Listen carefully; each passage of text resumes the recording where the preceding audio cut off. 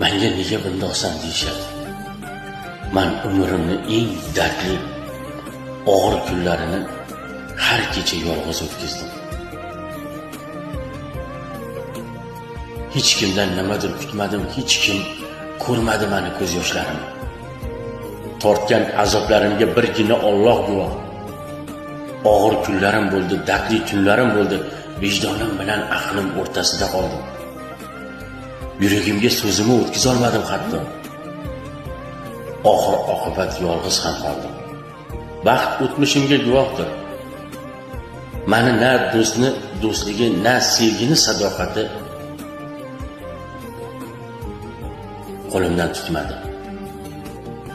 Men qalbimi asiri bo'lgan kunlarim kimnidir qadrlasam, qadrsiz bo'ldim va endi o'zgardim, yana men yomon bo'ldim.